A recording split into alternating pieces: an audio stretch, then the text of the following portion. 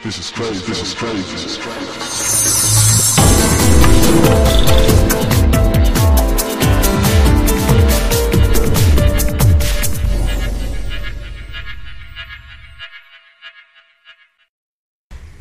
Welcome to the Peptalk UK Sports Podcast, the show that brings you pure, unadulterated views on the major happenings in the world of sport.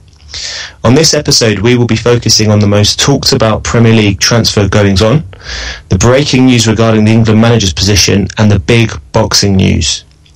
Now, for those unfamiliar with the host voice, I'm Mike H, and with me this week for some heavyweight sports discussion are the Peptalk UK regulars Frankie B in London. Frankie, good evening. How's it going, Geese? You alright, mate? I'm very good. How are you?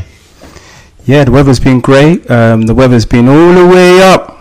So I'm a very happy man today. I'm very glad to hear it. We also have Pascal, the other regular in Paris. Pascal, good evening. Bonsoir.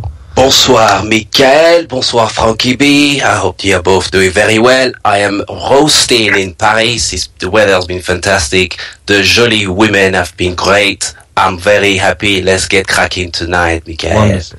Folks, that's not all we have for you this episode. We're very fortunate tonight to have two first-timers to the Peptalk UK podcast, both of whom are avid sports enthusiasts. We'll kick off with Louie from 100% Chelsea. Louie, good evening. How are you? You alright? I'm very good, Louie. Tell us a bit about yourself. Well, I am the presenter on 100% Chelsea, which is part of the Ball Street Network on YouTube. I was the angry Chelsea fan after the Chelsea lost 3-1 to Southampton. That is me, and you know, I just love to talk Chelsea and football. Basically, that's my main stuff. And you can follow me on my personal Twitter, which is at Louis the Boogalo, which is LOUIS the BUGALO, and all social media accounts for 100% Chelsea, which is 100% Chelsea as it is. Lovely, thank you for that, Louis. We also have, as another newbie on this show tonight, a gentleman whose name may well be familiar to boxing fans around the world, especially those who tune into the Sky Sports weekly podcast Toe to Toe. We have the former boxer turned boxing promoter and commentator, Mr. Spencer the Knowledge Fearon. Good evening, how are you doing? I'm really good, man. Thanks for having me on your show. Thank you for joining us. Would you like to let the listeners know how they can follow you on social media? On Twitter is Spencer_Fearon. On Instagram is Master_Knowledge. So yeah, and our weekly stuff on Sky Sports is great. Yeah, how long have you been doing that for? It's 4 years this year. It's the highest rated boxing podcast in the world now. So I'm really, really grateful for that, and we're constantly in the top 10 on sport hobbies on iTunes. But to do something a little bit more different, and you guys just got to keep on pushing forward. So like Frankie B contacted me, I think it was 2 days ago, and he said, "Will I come on the show?" I said, "Yeah, of course I would." Yeah, we're very, very happy to have you join us. Without any further delay, let's go straight into the boxing scene as we have an expert with us. I'm going to go straight to the Deontay Wilder chat. Current WBC World Heavyweight Champion, having stopped Chris Arreola in Alabama on Saturday night, despite suffering a hand injury that was operated on, I think, the following day. The Knowledge, you watched the fight? Yeah, I did watch the fight. Sorry, I mean, I scream while I'm talking to you. Sorry, guys. Go for it. What flavour? Chocolate chip and cookies. Very nice, man. That's a very, very exotic, Spence. Yeah. Right, you do your thing. So, what do you think of the fight? I was impressed in bits in which he was doing. I wasn't overly impressed. And that's no disrespect to Deontay Wilder. I think Deontay Wilder has proven in the past that he proved in the past in the Bermane-Stavern fight that he can box a game plan, but to tell you the honest truth, I wasn't really impressed with him beating Chris Arreola. Yeah. 7 years ago, Chris Arreola fights Vitaly Klitschko 7 years ago, and I think his best days are past him. If Anthony Joshua was to fight Chris Arreola, they'd be uproar right now. What about the Wilder performance on Saturday night? What did you think of him? in spurts it was good, but I think Wilder's name should be Wildman. That's true. Sorry, the knowledge. I was just going to move over to Pascal there in France just to see what he thought about it. Well, I agree with Spencer. The knowledge is very right. The assessment of the fight, I don't particularly rate Wilder as much as he rates himself. There was instances where Wilder was swinging like a helicopter, and to me, that's not really the kind of boxing I like to watch. But interestingly, I've said this on the show before, I'm a big fan of Luis Ortiz, King Kong, and I believe that Luis Ortiz will give Wilder a better fight. And a lot of heavyweight fighters are avoiding Luis Ortiz. Spencer, what is your assessment of Luis Ortiz, aka King Kong? I think Luis Ortiz is an excellent fighter. He's a southpaw, and he as well as being, he was a very good amateur, but it's not only that when you look at Luis Ortiz. With Luis Ortiz, he's got very, very good timing. He's a very clever fighter, and I like to mention this regularly, like on our Talk to Toe show. Like, we're not really watching guys with ring generalship anymore. We got guys now. Everything's on the loading up of the power shot. Luis Ortiz, he doesn't mind gliding in, even though he's a big guy, nicknamed King Kong. He glides in. He throws very good right hooks to the body, and then comes back to the head, and then to the left hand power shot. Very good fighter. Very good fighter, Spencer. But as you know, the Cubans are very, very well schooled. They learn boxing very, very well. The Cuban boxing is very unique, and at heavyweight level, Luis Ortiz shows to me that he's got the boxing ability to become a world champion. But Spencer, why do you think nobody's mentioning him or fighting him? It's quite obvious why nobody's mentioning him or not one. Because he's too bloody good, to tell you the honest truth. And you got to think, there was a controversy about him a few years ago with performance enhancing drugs, and so who was banned for a little while, and now he's back in the game. Regardless of like the performance enhancing drugs, the skill level that man possesses is very, very good. So it's a bit obvious. What does he bring to the table? He doesn't speak in the kind of like the same scenario as a Regondo, down at super bantamweight. Sometimes you're too good for your own good, and it's marketability. When you're looking at somebody like an Anthony Joshua, a very marketable man, Deontay Wilder, I give him ratings for the simple fact that the Alexander Povetkin fight that was called off because Alexander Povetkin failed a drug test, but I didn't think that they'd be in a rush to take that fight. And fair play to him, he took the fight and he was prepared to go and fight, and the fight was called off. And then that shows you some of the characteristics of Deontay Wilder, that he's prepared to take the challenge, he's prepared to go in there with anyone, because, and like, sorry to quote Public Enemy, but don't believe the hype, but you got to give Deontay Wilder credit, because he's only had one fight that hasn't been a knockout, and he does go for the knockout, and he's improving. That's the thing with it. He is improving. But I always like to speak history. If we go back to like 1934, Primo Carnero was the heavyweight champion of the world at the time, and he fights Max Baer, and Max Baer just gave him the beating of his life. He stops him in 11 rounds. He knocked him down.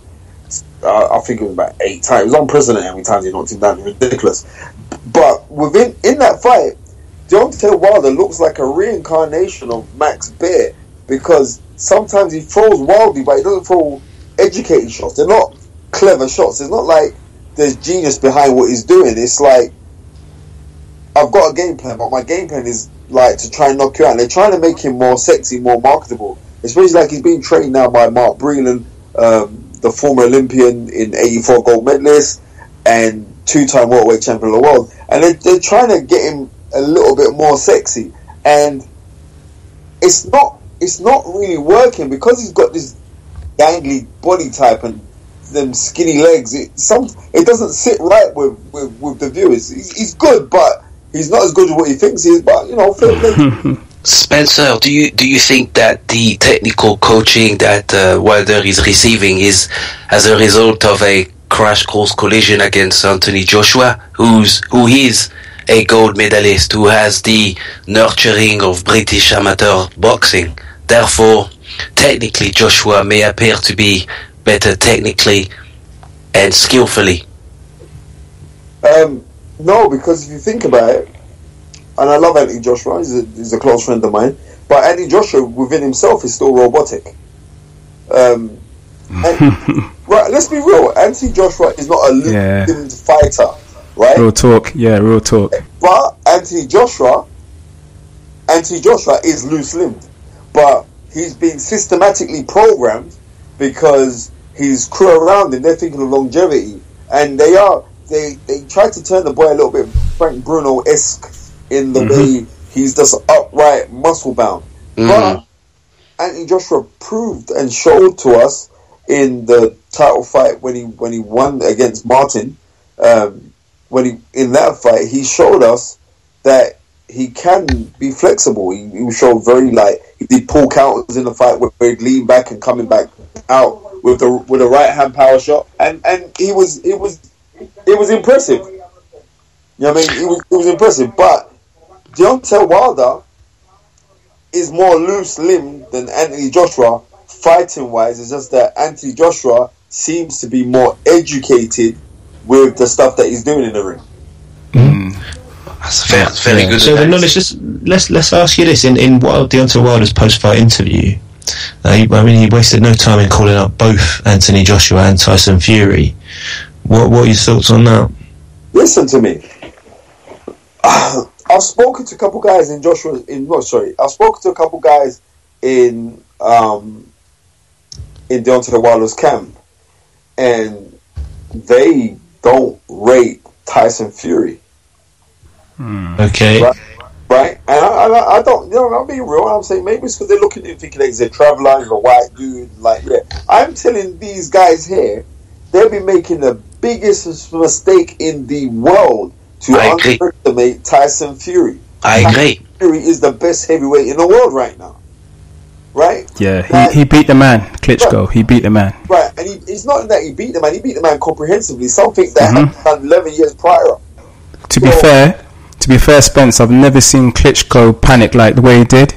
It was like Klitschko didn't know what the hell he was doing. Like Tyson Fury just had a strategy to unnerve him, and he looked uncomfortable. I've never seen that before from Klitschko. Listen, I'm telling you this now, that not only was he unnerved, I think it was the whole bad. You see, I've known quite a few people who've gone over to fight the Klitschkos, and it's Derek Chisora told me when he fought the older brother Vitaly, it's murders because of how you're treated out there.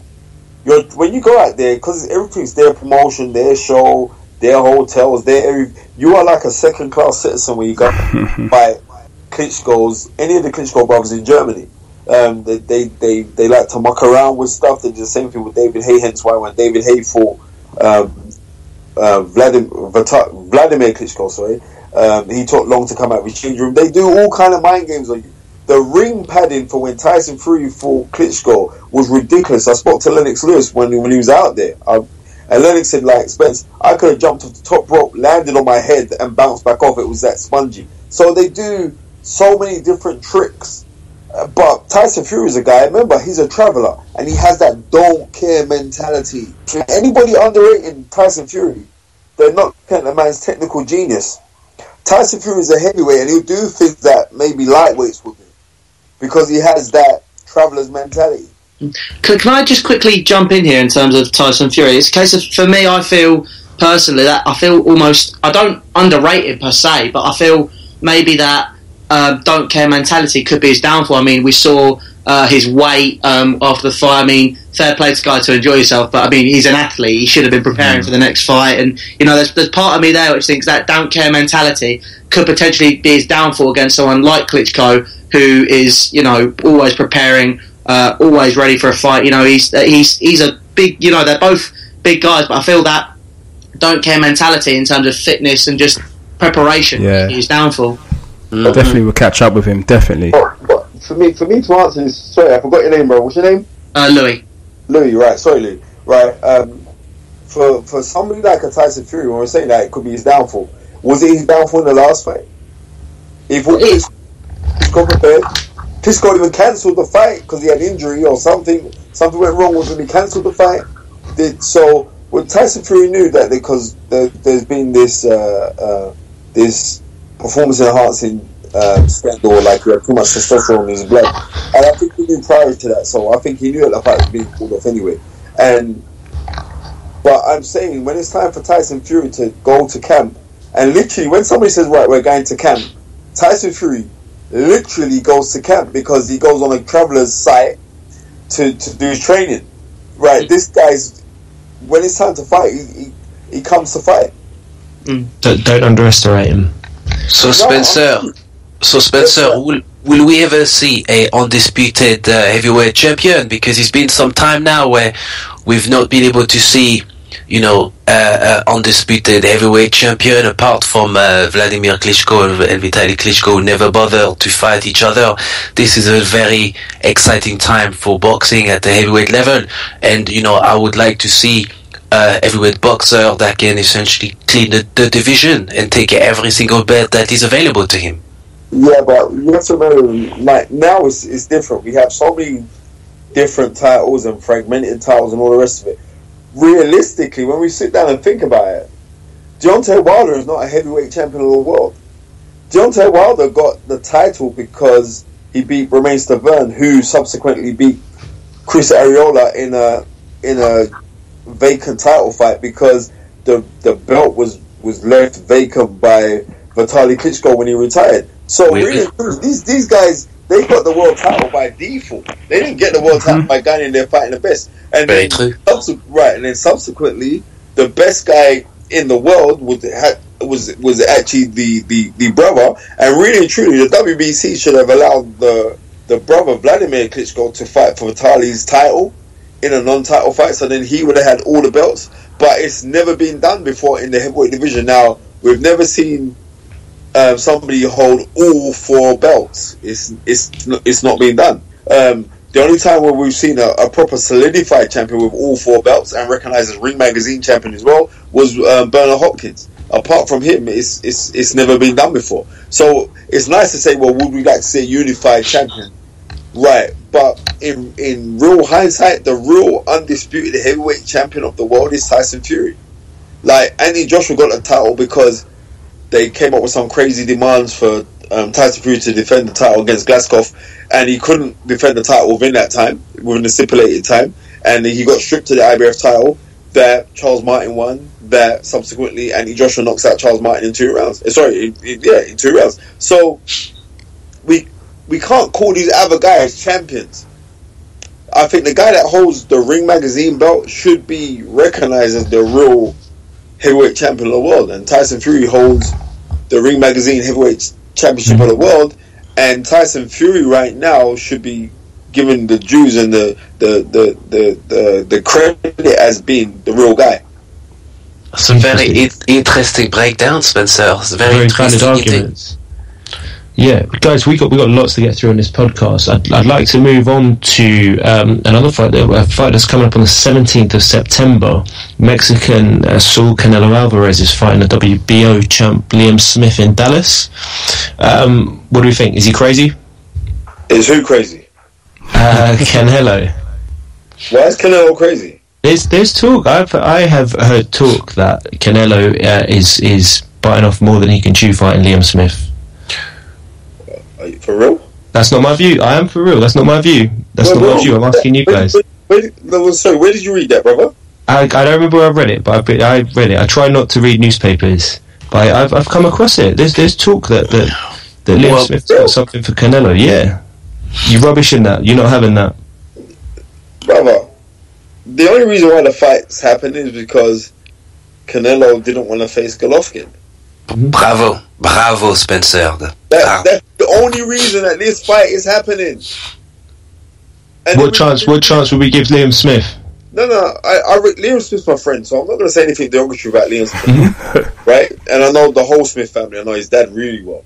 So you have to look at this. I think Liam Smith, with his fighting style, and he's effective in his fighting style, But this game's about levels, and that's how we got to put it. We just got to put it down to levels. But for me to go and quote Rendell's quote was that what lies behind us and before us are but tiny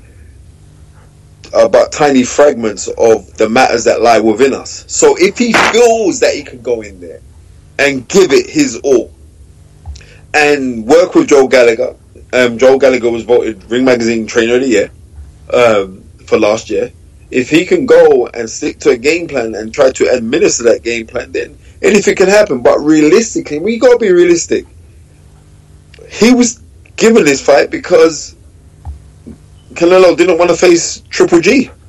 Mm-hmm. That's the only reason why this fight has come up. And he thought, well, who can I fight? Or who can I think? And right, you have to remember that Canelo, if the fight's in Dallas, and I think the last time that they used it, I think it was Manny Pacquiao boxed Margarito there, I think.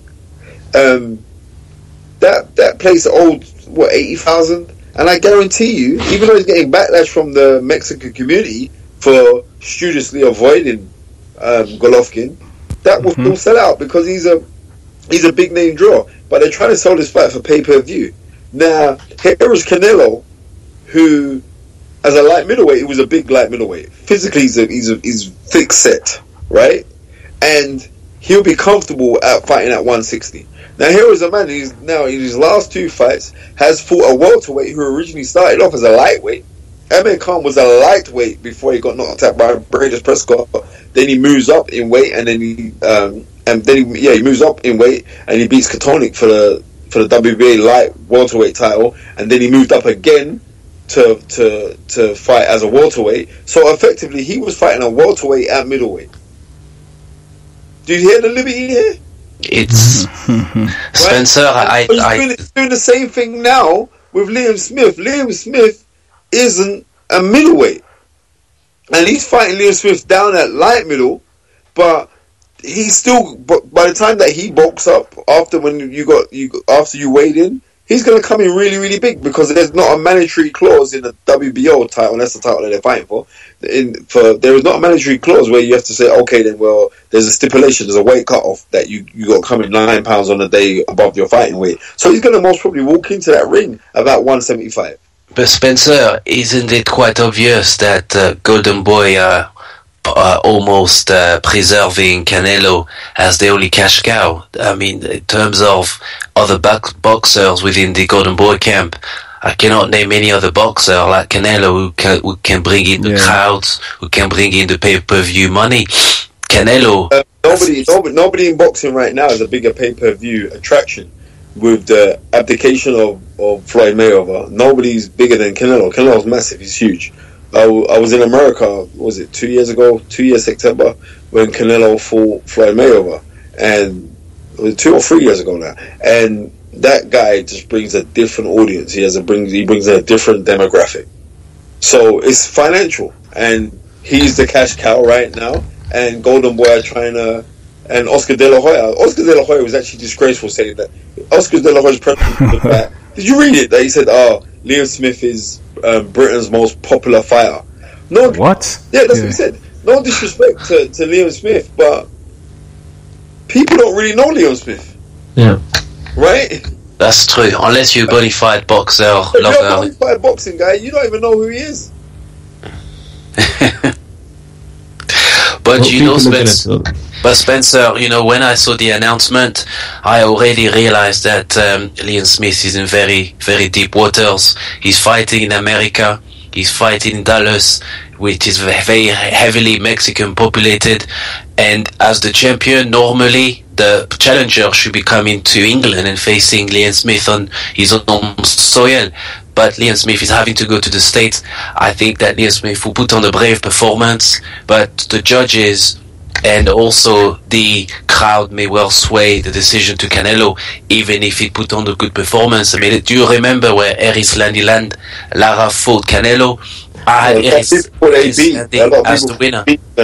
Yeah, Lara won that. I had Eris Landi as the winner, but the judges swayed it towards Canelo. When Canelo fought Floyd Mayweather, one judge gave it a draw, which caused complete lunacy, in my opinion. Donc, based on that, Liam Smith, has a very little chance, I'm afraid. I'm not based on that. Regardless, let's be real. This game's about levels. Liam Smith hasn't fought nowhere or no one in the class of a Canelo. Right, and Canelo should be rated. He's a pound for pound fighter. You got to think of the guys that have beaten Canelo. There's only been one guy that's beaten him. That's Floyd Mayweather Jr. There's no shame in the Floyd Mayweather. He's got some really good names on his resume. Austin Trout, really good win. It was O'Shea Mosley, Kermit Cintron, good fight. Even though he's a little bit past peak at the time when they fought, but he's fought the better caliber of fighter. So as he's fought the better caliber of fight, we also got to be realistic with this and say, like, who has Liam Smith fought in comparison? I mean, the Cotto win for Canelo, that was a very good win. Even though Cotto was a little bit ring worn now, but that was a very, very good win because it was a very entertaining fight as well. Both guys came in like underneath the 160 mark as well. So you got to give him his dues. Guys, talking about high caliber fighters, I'd like to ask you about the Triple G and Kell Brook matchup. Both of them are unbeaten so far. Something obviously has to give. What are your thoughts, Pascal, on Kell Brook jumping up 2 divisions? Well, Mikael, I'm very fond of Kell Brook. I think Kell Brook is a very good fighter, but again, I'm very much annoyed at the way that the fight is being sold to the public. I mean, we have a situation where Triple G, who I like to call Triple Pussy, should have been fighting Andre Ward. Andre Ward, it was the fight that I wanted to see as a Frenchman that enjoys his boxing. Triple G has been pussyfooting, tiptoeing around this potential clash. And now Triple G is having to fight a blown-up welterweight. And again, is to preserve his unbeaten record. And in my opinion, Triple G should be fighting Erislandy Lara. That will be a very good fight. Lara is a very good boxer, very good movement. And it would give somebody like Triple G a difficult fight, but instead Triple G is calling Kell Brook the best in the welterweight division, which is again not true. And credit to Kell Brook. Who is the best in the welterweight division? In the welterweight division? Yeah, who would you say is the best? Well, at the moment, Spencer, unless these welterweight fighters are fighting each other, it's very difficult to say. But Kell Brook and Turnham, to me, are very good welterweights. You'll be between the two of them. Thurman and Kell Brook perhaps will be the best welterweight at the division right now. I do not believe Garcia or Swift is as good as he claims to be, but he'll be between Thurman and Brook, in my opinion. Thurman and Brook. Thurman and Brook. Right. So then, by your own analogy, right, you're saying Thurman or Brook. So then we can't be too hard on Triple G for saying that one of the two that you just called, he said, is the best in the world. We can't be too difficult on him, can we? We cannot, no, but at the same time, it's about weight divisions, and Triple G should be opting to fight somebody like Lara or somebody like Andre Ward, who was prepared to meet with him. Andre Ward and Gennady Golovkin was a fight that a lot of fight fans wanted to see, including myself, and unfortunately, I believe that Triple G is also being very well protected by his promotion, by his team, and they are guiding him to try to make as much money as possible. That is my opinion on this fight. But credit to Kell Brook. Kell Brook is a fantastic welterweight. He's having difficulties in getting the level of fight he's looking for because people are afraid of his power, afraid of his boxing skill. Amir Khan also didn't want to take the fight with Brook, so it's completely understandable. But why would a Triple G middleweight champion want to fight a welterweight? The advantage will always lean towards Triple G, Spencer. Of course it will, but we have to look at history, and I like to banter on about history a lot. And as we look at history, we must remember that great guys like Emil Griffin, who was welterweight champion of the world, goes and fights a guy called Dick Tiger. And this is 1966. Now, Dick Tiger was a Nigerian fighter who was world middleweight champion, who was a monster. Emil Griffiths at the time was the 147 champion of the world. And he moves up in weight to challenge for the world title in 66, and he comprehensively outpoints Dick Tiger. And he was the underdog in this fight. Dick Tiger was meant to knock him out. It didn't happen. Tiger got outpointed. So it does happen. So as we look right throughout the history of the game, there are welterweights that have moved up and become champion. I think in 1957, Carmen Brazillo was world welterweight champion. He moves up and he fights Sugar Ray Robinson and beats Sugar Ray Robinson on points. The difference was at the time, Sugar Ray Robinson was 38 years old and slightly past peak, and Sugar Ray Robinson beats him in the return. But with this fight here, we must remember, when the welterweight champions had moved up to fight the middleweight champions, that was their sole objective, that they were going to move up to fight the champ. Kell Brook has got the opportunity to fight Triple G because of the errors and mistakes that Chris Eubank Sr. and Jr. did in negotiating to make the fight happen. So he wasn't the first. He's getting the shot by default because Eddie Hearn just got fed up of all the ballyhoo and the contractual disagreements that he was having with Chris Eubank Sr. I said, to hell with this, we're just going to give the shot elsewhere. And the only reason why he's getting the shot, because he must probably rang Kell Brook and said, Kell, you always ask for a pay-per-view fight and potentially you can earn £3 million out of it, but you're going to definitely earn 1.5, and that's without ancillary rights. Kell Brook is looking for a big fight. So Kell Brook's got to think to himself, okay then, I could go up there and I could stay here, and now there's a badass kid from America right now of Jamaican descent called Errol Spence Jr. Errol Spence, yes. That I remember Errol Spence from when he came over here 4 years ago for the Olympics. Errol Spence is a really good fighter. I've actually seen him spar with Floyd Mayweather, and the guy is very, very good. Very good. So I could wait for him to come and fight him, which won't be necessarily a pay-per-view fight, and potentially I could actually lose that fight, right? Or I could fight Triple G, give it my all, and I'm struggling to make the weight anyway. Give it my all, and whatever happens, then I'll still be world champ. And if I do lose, then I still can defend my world welterweight title. So Spencer, sorry to interject, you're talking about levels. So do you believe that Kell Brook has an opportunity to dethrone Triple G? I think the weight's going to be a really big disadvantage. Like I was saying, when Emil Griffiths dethroned Dick Tiger, Emil Griffiths came in at 150 pounds and a half, right, in a 160 fight, and still beat the man who was a 160 fighter. But the difference is, we have not seen in the history of boxing somebody like a Triple G with that knockout ratio, because he's got the highest knockout ratio of any middleweight champion of all time, right? So if you look at the percentage of knockouts, this guy can hit bone, hit your arms, and bust you up really bad.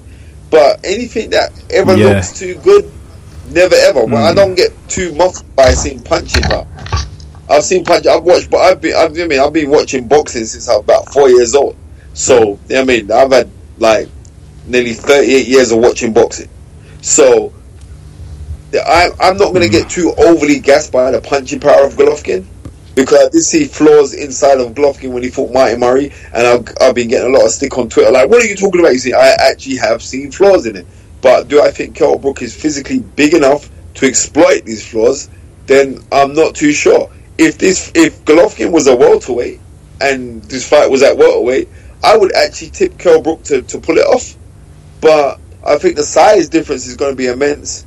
There's no rehydration clause on this, so or even if it is, there's going to be a £9 rehydration clause. And just looking at the two men while they were pictured together in New York, the physical difference. You could see it. He looked really small. It's immense. But I would say, I spoke to Dominic Ingle today, Kell Brook's trainer, and I was saying, you should really be watching a lot of Bernard Hopkins when Bernard Hopkins has fought punchers. And I'm not talking like the really old Bernard Hopkins. I'm talking the 40-year-old Bernard Hopkins against Tito Trinidad, or the Bernard Hopkins who fought Kelly Pavlik.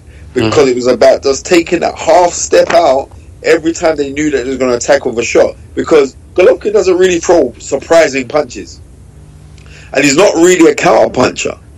So if you're not really a counter puncher, you're going to have to attack with an educated jab and shuffle over to your right, but make sure that when you're shuffling over to your right, that you keep your right hand cocked to block his left hook. Because, as I was saying, this guy can hit gloves and hurt you, hit your arms and bust your arms up. So, depending on the game plan that he brings, I'm not saying that I'm giving Kell Brook an overwhelming chance, but one thing that with Kell Brook, he's very tough and he's educated, and he's not like the gym where he's come from. He's come from a long lineage of great champions: Nassim Hamed, Johnny Nelson, Junior Witter. The Winkerbank gym was, especially like in the late 90s, were just turning out so many different great fighters, and that was the boxing gym to be at. Yes, the tutelage of Brendan Eagle. Now, when we're looking at something like with Kell Brook is not an archetypal, loose-limbed, kind of flashy Brendan Ingle stable camp. He's not like a Nassim Hamed. He's more fixed sets, sits down on his punches to generate power. But it's a big ask against a big guy against Golovkin. It's really hard. It will certainly be an interesting matchup. Spencer, it's been very insightful and great having your views on the boxing news. We could talk boxing all night. Unfortunately, our time is up and it's time to move on to football. I think I speak for the whole podcast in thanking you for your time, the knowledge. Seriously, my friend, you guys just keep on doing what you're doing. Make sure when it's all completed, give me the link. I'll make sure I'm tweeting it out. I'll be Instagramming it, and I wish you guys all the best. And like I'm saying, I think I said this to Frankie B the other day, that every accomplishment started with a decision to try. So you guys are trying to do something, and it's going to work. Very kind words. Merci beaucoup, Spencer. Merci beaucoup. Yeah. Merci beaucoup, my friend. But I'm saying to you, it's definitely going to work. Just keep on doing it, and I'll talk to Johnny Nelson to get him on your show next week. Brilliant. Excellent. Super. Merci Thank beaucoup. you. Thank you, man. Take care. Thanks a lot, Spencer. Cheers. Thanks a lot, cheers. Right, gentlemen. And then there was football. Great having Spencer on, but there is some big news that we must touch on in the world of football. The breaking news, by the time this podcast comes out, it will be firm news. I understand that Sam Allardyce is to be the next England manager. Wow. That's the happiest I've heard you this in weeks. Sam? Louie, what do you think? I like it. I think Sam Allardyce is a solid appointment. The thing about this England side is it lacked discipline. If you look at every single Sam Allardyce team, what was the spine? It was discipline. Now, it might not be the most attractive football, but it gets results. For me, as a Chelsea fan, we park the bus. I'm not going to deny it. We have in the past. The blue bus, mate. The big blue bus. But the thing is, while we park this bus, we're getting results. Well, we were. No, not last season. But, previously, we have been getting results. For me, what England need is results. If we get results, the country will start getting back behind, the team again. I mean, if you look at it in the British press, and it's always been like this, apart from when you've had not tough talking managers. Well, actually, yeah. I mean, if you look at Euro '96, and you had Terry Venables in charge, he backed the players, he was always in their corner. And then it was the same with Alf Ramsey in 1966, and you had people who would back their players instead of shadowing into the corner. Because the thing about the FA for me is I feel that they have a thing for going for the tie and blazer sort of guy, so the guy that really, really fits in with them, which is why I feel they went for Roy Hodgson over Harry Redknapp back in 2012. And I think the good thing about Sam Allardyce is I feel he can blend into that, but he can also, when he needs to be, he will, he won't take anything. He will just get it sorted. He will sort it out, and he's fair as well. I was just reading an article about when he was at Bolton, and he had people And he looked after his players. There was an older player, I've forgotten what his name was. I think it was Korchev or something. Basically, he was in his late. He was 36. He was getting old. Bergerson, that's what it was, Bergerson. And he was getting on a bit. And when all the players would be doing running drills, Sam Allardyce would say, "Look, I know you can't do them because you're getting on a bit. So I'll leave you out for this, and then you can come back. You can just rest up a bit, do whatever you need to do." And he knew if he did that, he would get something out of the player on the weekend. He could be like that with other players in the England squad. You never know. Maybe I don't know, Jack Wilshere. Maybe let him go out for a fag every so often. But it's a case of he's fair with the players. Another player was a French player. I've got the article in front of me now. It was Louis. Don't worry about players who've played under him. I'd like to know, please, from the three of you, if there's a better English candidate for manager of England. No. I think there is. I think Harry could do a better job. I think Eddie Howe can bring some fresh ideas to the table, even though he's inexperienced. I just think with Sam Allardyce, it can go either one or two ways.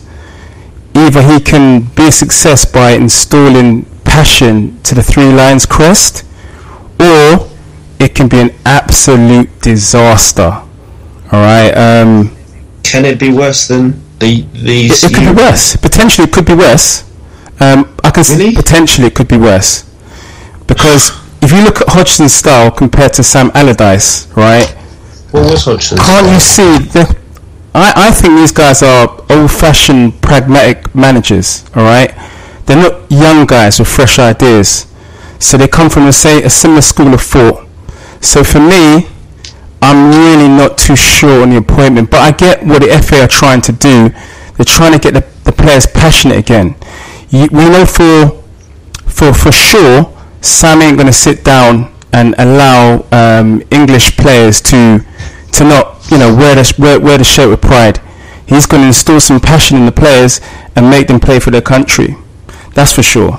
But in terms of results, in terms of tactical nous and results, I think we could be open to a lot of debate and question as to whether he's the right man or not. I completely agree with Frankie B.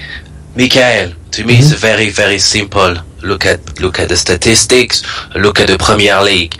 Can you tell me, in your own words, when was the last time that you could have an English manager in charge of the top 4 team in this country? Sam Allardyce, if I'm not mistaken, was the manager of Sunderland, manager of Bolton, manager of West Ham, mediocre teams in English football, and now he's about to be appointed as the national coach for the English team. I mean, this is just very, very exciting for us, for the rest of the world in football, because it means that playing England international football, we are guaranteed to get 3 points or guaranteed to qualify for the next round. Sam Allardyce, in my opinion, doesn't really have much tactical nous. He may be a very good guy, Louis. He may be very good at cajoling and giving hugs to Sterling, but when it comes to looking at tactical football, when it comes to bringing England team to the next level, do you really believe that Allardyce is the guy for you? Yeah, I do. You're talking. You're saying players like. Okay, when I say the complete next level, I don't know. I can't say because I'm not from the future. So it's all like it's a case of you've got to look at it. You're saying that if he took there were mediocre teams. Yes, they were mediocre teams. West Ham, when he brought West Ham up, were favourites to be relegated. He turned them into a very, very solid mid-table team, and without Sam Allardyce, Slaven Bilic would not be able to take West Ham where it was today, where they were this season, and he admitted that himself because Sam Allardyce laid some solid foundations. But Louis, sorry to interject. How can Sam Allardyce tell Rooney about how to win trophies? Well, he can't. Yeah. I mean, he can't. Then again, when Rooney can't really talk about how to score goals at international tournaments. But when you've got a player that's won so many trophies in his career, and you've got a manager who's just kept teams up, when you need that bit of inspiration, all right, or when he makes tactical mistakes, a player like Rooney is going to question it, right? And he's going to think, you know what the hell is this guy doing? You know, this is what Ferguson would have done. You know, this is what Mourinho would have done. If he is tactically, sorry to interrupt, Frankie, but I don't know if he is as tactically inept as people say he is. Like in his last season at West Ham, he got 6 points out of Tottenham. But he's Tottenham, of course, Mikel. We all do that. We all do that. That's 6 points. You know, he kept Sunderland up. The Sunderland were no hopers. They were favourites to be relegated the day before he walked into the job. Favourites to be relegated. Dick Advocate did it as well. He did, but they were favourites to get relegated, and he kept them up. So I don't think it's that bad an appointment. I agree with you. I think Harry Redknapp would have been perfect for England during this tournament. I think Sam Allardyce would struggle to do any worse than Hodgson. I'd like to see where it goes. I don't think that Harry Redknapp, to me, has been away from the game too long, and I just don't think that Harry Redknapp is the right guy for it. Maybe, but in tournament football, this is not league. This England team won't be playing in a 38-game Premier League season. This England team will be playing knockout football. And in these games, when you're behind to Iceland at half-time, you need somebody who's going to kick some ass in that changing room. Sam Allardyce strikes me as one of those people. Same as Harry Redknapp. So I've got no problem giving him a chance, yeah. He can't do any worse. Like England are not. Let's forget that England are England are not a good team. Yeah, to be a good team, you've got to be making the quarterfinals of these Euros. The last semi-finals that England made was over 20 years ago. That's pathetic. That's pathetic for a country of England's standing. That's pathetic. The only glory that England have on the football pitch is in occasional friendlies and in the qualifying rounds for international tournaments where they wipe the floor with the Liechtensteins and the Moldovas. That's not glory. So I think we need to move away from this idea that England are this team that are favourites to win every tournament and only the best managers in the world can coach them. It's bonkers. That's what those are my views. Those are my views. Very, very, as a Frenchman, Michael, I applaud your sincerity. Bravo. Thank you, Pascal. Right, you know, on that note, let's move on now because I got a compliment. Let's move on to Premier League transfer talk. Paul Pogba. There is rumored talk that a fee has been agreed with Manchester United around the £100 million mark. La pioche, yes. Pascal, let's go to you. Is that too much money? Pogba la pioche, Michael, but for as a fellow Frenchman, I'm very happy. That money will be very much well spent in the Champs-Élysées. You know, we need a bit of injection from British business as a result of Brexit. So I'm very, very complimentary. Pogba is a very exciting talent. I expect him to become the coach of the French national team, in a very distant future. So, look, if Manchester United are willing to give second chances and willing to relinquish the love affair with Pogba, why not? It's a good investment, and Mourinho is very, very well known to spend money, and Mourinho is trying to wrestle the Premiership title, bring back some glory to United, and it appears to me that Mourinho has asked for full control of creative football and of all the transactions taking place at Old Trafford, and he's asked for a transfer kitty that will essentially break the bank but guarantee titles. So I'm not very, very much at all surprised. But Louis, my friend from Chelsea, I mean, you must feel a bit, annoyed because Pogba was also very much linked to Chelsea at some point, don't you think? I'm not particularly annoyed, no, because I would not want to spend £105 million on a player, which, let's be honest, was just above average in this European tournament. Well said. I think it's a ridiculous amount of money. You pay that amount of money for world class. Okay, you prove it. You pay it.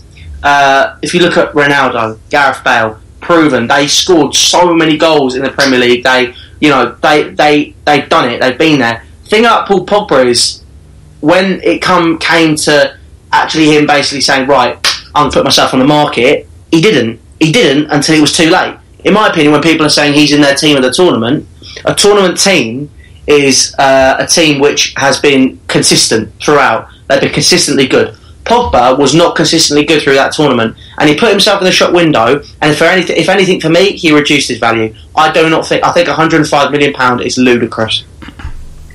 I would agree with you. For a 23-year-old international player, 23, 100 million, it's I know in this current market is actually a valuation that is about correct, don't you think? At Juventus, Paul Pogba has been an exceptional player.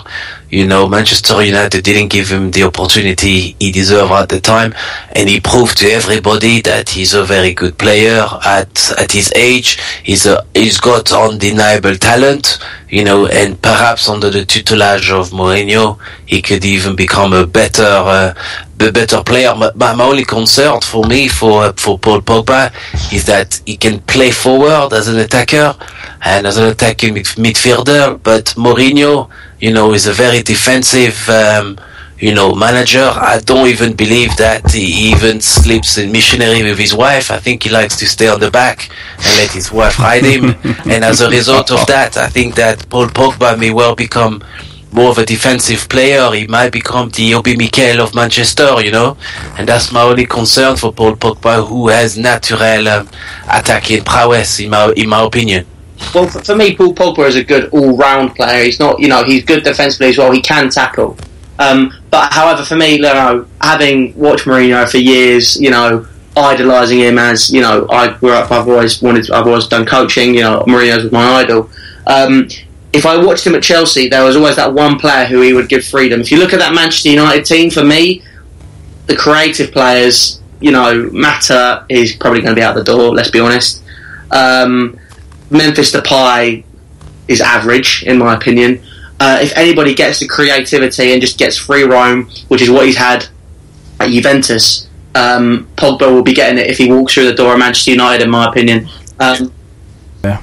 But for me, they've already bought Mkhitaryan, so that kind of tells me that Pogba is going to have to sit a bit deep in the midfield whilst Mkhitaryan roams. Mourinho likes to set up his team in a defensive manner. Yeah. So I can't see Pogba breaking forward along with Mkhitaryan and the two wide players. So 100 million for defensive midfielder is absolutely ludicrous. Alright lads, let's talk about another defensive midfielder who's made the move to Chelsea, Kante. Louis, I'm guessing that you're very happy with that purchase. I'm for £32 million, tell you what, I'd rather have him than Paul Pogba, if I'm honest. Like I said, the reason I'm not disappointed is Kante, in my opinion. The guy. There was always that talk, before the Euros of, he's a one-season wonder. He's not really going to cut it. In the games he played at the Euros, in my opinion, he was very solid. He read the game well. He put in the tackles where it was necessary. What is scaring me a lot though is this whole comparison to Claude Makelele. In my opinion, Pascal, you'll know from experience. Makelele is by far one of the best, if not the best, defensive midfielder ever that has lived. The position's named after it, for Christ's sake. Claude Makelele, super player, absolutely. DM4, yep. It just scares me, the whole comparisons of Claude Makelele. I mean, we've got the same with Michy Batshuayi from Marseille. He's being compared to Drogba because we bought him from Marseille. There's a lot of comparisons now which are scaring me, and there's a lot of hype. And I do worry that this hype could potentially be the downfall of the players. And the English press are all well known for. Yeah. But Louis, let's be honest. If you look at N'Golo Kante very quickly, you could mistake him for Makelele. If you just turn your head quickly, if you just run past you say, "Oh, is this Makelele?" Oh, no, sorry, it's N'Golo. Sorry about that. But look, Louis, I agree with you. Claude Makelele has cemented himself as one of the best defensive midfielder ever in the game. He's certainly a young Claude Makelele, will certainly be worth 100 million, much better than Paul Pogba. But let's be honest, Chelsea have made a very good acquisition in N'Golo Kante. I'm not sure if you read about Kante. Did not own a vehicle, he didn't own a car. He said, "What do I need to drive? I can run it everywhere." That's a desire that you want. You want a player that has that kind of desire. And with for Chelsea, I believe that Kante will prove to be a very good buy for you. I agree. I mean, I was hearing that during the Euros, Kante didn't even take the team coach, just ran to the next stadium. That was his warm-up before the game. But I think I agree. Kante is a great acquisition, and in terms of how Antonio Conte likes to play, he likes to he likes the whole the players that can do everything in the centre of the park. And, you know, we don't have that. But if N'Golo Kante's in that team, like you saw it at Leicester last season, you had N'Golo Kante was 2 players, and that basically gave Danny Drinkwater free roam. I think it's a case of, you know, if we utilise him correctly, which I believe Conte will, because he fits his ideal central midfielder. He's just industrious. I think, you know, it could give freedom potentially to Fabregas. I believe Matic will be out the door because of this, and personally for me, I don't see that as a huge issue, because that opens the door for us to potentially bring in another transfer or bring someone through like Ruben Loftus-Cheek, who has been pushing for that first team. I feel should be, you know, pushing and maybe becoming a regular in that team ahead of Matic. And if you were to look at, you know, a three in midfield of Loftus-Cheek, Kante and Fabregas, I think that's a very, very, very strong central midfield. And I believe, you know, he just feeds that, not the final piece in the jigsaw, because there's still a lot for Antonio Conte to do. But I believe he's that one of those first steps which could, you know, be so pivotal for us in the coming years. But you know, I think, Lou, the sign of Kante is kind of a masterstroke, because John Terry will probably play, but Kante will be his backup insurance to make sure John Terry doesn't get isolated. Can you understand that? Yeah, I agree, 100%. It's a masterstroke. Yeah, I agree. I think, like I said, you know, Kante is I reckon if you look, like I was saying, so if you took those 3 midfielders that I just mentioned, so Loftus-Cheek, Fabregas, and Kante, Loftus-Cheek would probably be that free roam player, and Fabregas would probably play that Pirlo role, which you know he was doing, which Conte had Pirlo doing at Juventus. So you know, I think you've got a pretty solid core there. I think those two in Fabregas and Loftus-Cheek would be able to rhyme. Kante, like you're saying, he would be great cover for John Terry. You know, just being able to have those interceptions. John Terry is, I mean, I'm not saying he's the worst, because he's not. He's still, like, in my opinion, one of the best centre-backs in the Premier League. But he was showing up when he didn't have that defensive cover last season. The season before, when we won the league, you know, Matic was that rock. He was considered the best central midfielder in the Premier League. In my opinion, in terms of holding midfielders, I thought he was one of the best in Europe. And, you know, he gave that cover to John Terry, and it was, you know, it was utilised really well. However, when he wasn't offered that cover last season, that was when we fell apart. And I believe, you know, like you're saying, Kante can offer that ahead of Matic. True. A very, very interesting point. So, guys, it's always lovely talking with you. However, that's our time for this podcast. It's been great, as always, discussing the big sporting events. I thank all the listeners for joining us on the Peptalk UK Sports podcast. We, of course, will be back next week for the next round of Peptalk UK. This is crazy.